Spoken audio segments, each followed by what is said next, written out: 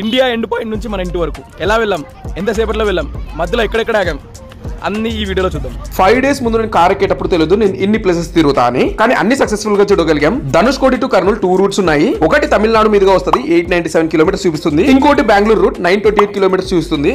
ఏ route లో తొందర పోతామంటావు? Kilometres ఎక్కువ చూస్తున్నా బెంగళూరు రూటే తొందరగా వెళ్తాం.